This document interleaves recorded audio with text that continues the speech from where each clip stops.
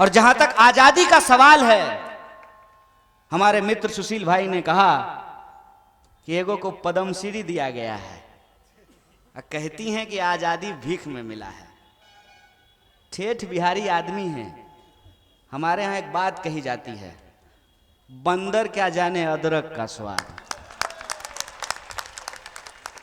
और अगर हम और बेगूसरैया भाषा में बोलें तो कहते हैं उसको बानर क्या जाने आदि का स्वाद। तो उस मुहावरे के तर्ज पे मैं ये कहता हूं, जैसे बानर क्या जाने आदि का स्वाद, वैसे संघी क्या जाने आजादी का स्वाद। जो आजादी के लिए लड़ता है, जिसने कुर्बानियां दी हैं, जो उस विरासत से अपने आप को जोड़ करके देखता है, वो उसके महत्व को समझता है। आजादी की बात हम भी करते हैं, आजादी का नारा हम भी लगाते हैं। देश से आजादी नहीं चाहते हैं, देश के लोगों की जो समस्याएं हैं, उन समस्याओं से आजादी चाहते हैं। हम चाहते हैं कि सिस्टम का जो करप्शन है, जिसका जिक्र हमारे साथी सुशील ने किया, कि अंग्रेजों का बनाया हुआ पुल टिका हुआ था, अंग्रेजों को हमने भगा दिया। हमने जिनको अपना समझ करके कुर्सी थमाई, उन्होंने एक पुल बनाया, अंग्रेजों के पुल को तोड़ दिया और उनका पुल अंग्रेजों से बहुत कम समय में धराशायी हो गया है। हम इस लूट से आजादी चाहते हैं और हम अपनी जिम्मेवारी ये समझते हैं कि अगर देश को कोई बेचने पे उतारू है तो हम बचाने वालों की हुजूम भी तैयार करेंगे।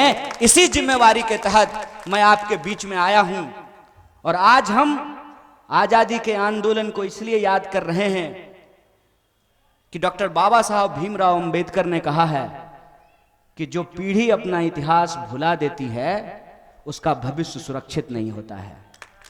और हमारा इतिहास यह है कि इस देश के भीतर तमाम तरीके के उतार चढ़ाव के बीच 1947 में जब देश को आजादी मिली, तो उस आजादी के आंदोलन के दौरान जो एक सामाजिक एकता बनी थी, एक तरफ वो लोग थे जो कहते थे कि ये एकता हम बचा करके रखेंगे, दूसरे तरफ वो लोग थे जो कहते थे हम अपना हिस्सा लेकर के अलग हो जाएंगे। जो अपना हिस्सा लेकर के अलग हो गए, आज उनके नाम पर, उनकी भाषा बोल करके हमारी एकजहदी को, हमारी एकता को तोड़ने की कोशिश की जा रही है और यह कोशिश खतरनाक है।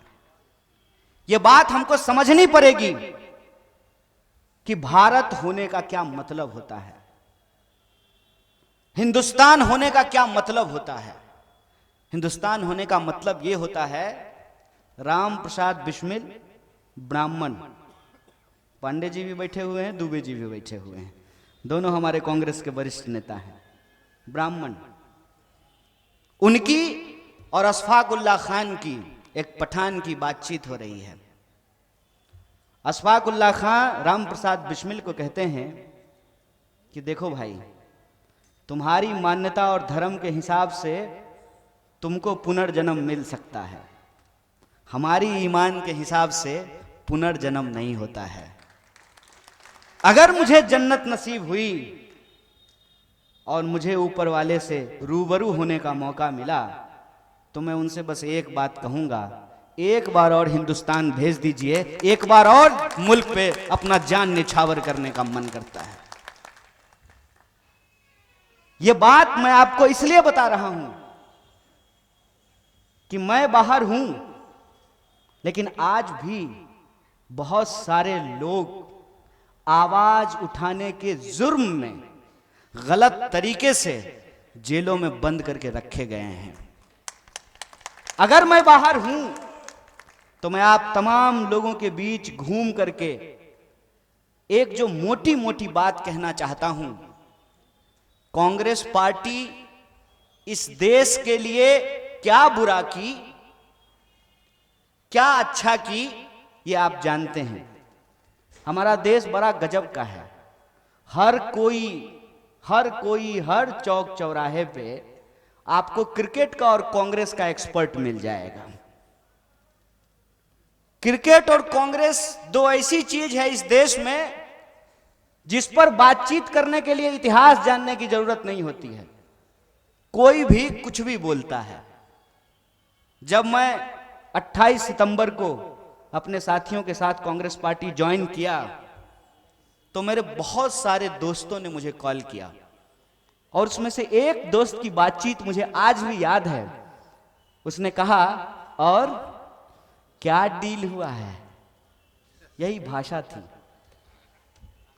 सुन करके बुरा लगा, लेकिन मुझे लगा कि कई बार बुरी चीजों को हंस करके टाल देना चाहिए।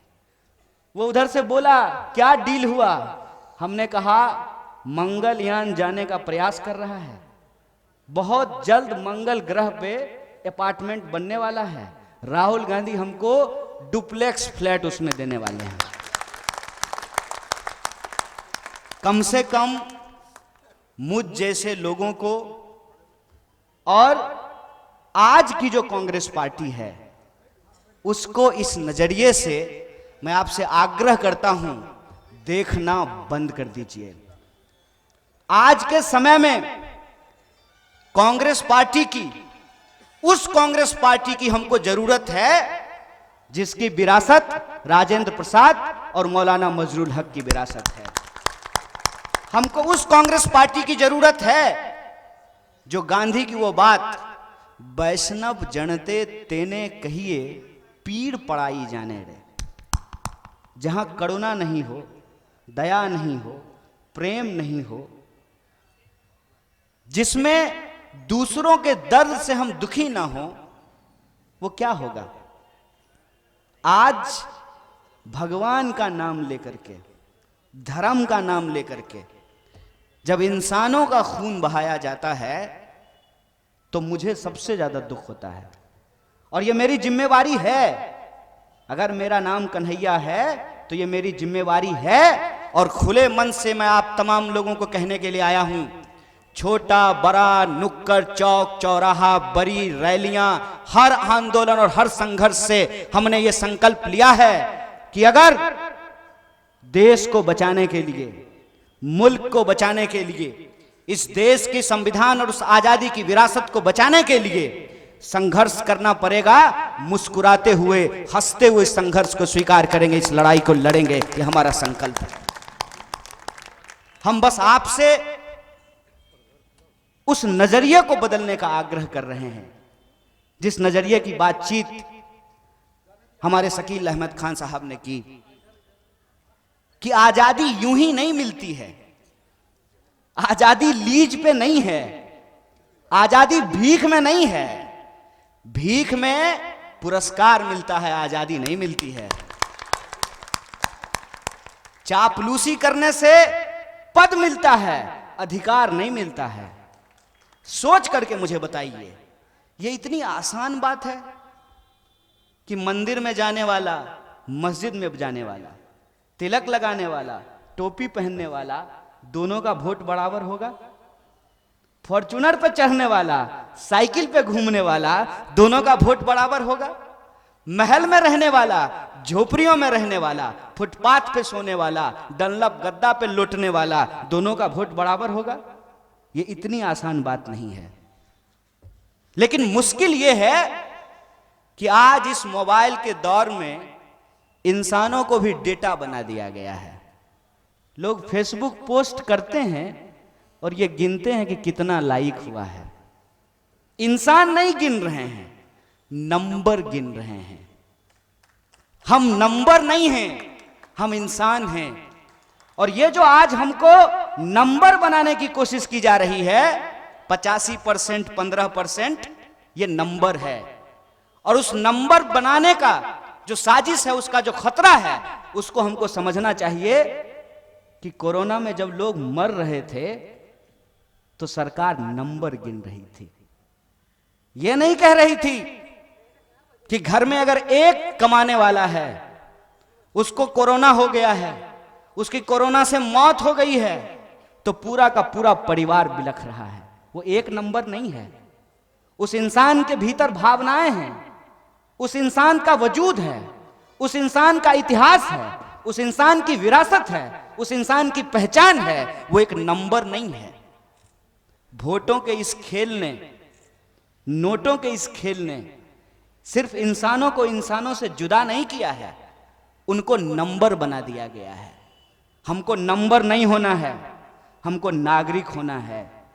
देश जब 1947 में आजाद हुआ था तो हमने अंग्रेजों से अपना देश इस शर्त पे वापस लिया था कि इस भूभाग पर रहने वाला हर इंसान, चाहे हिंदू हो या मुसलमान, वो इस देश का नागरिक था, है और रहेगा। इस बात पे सहमति हुई थी।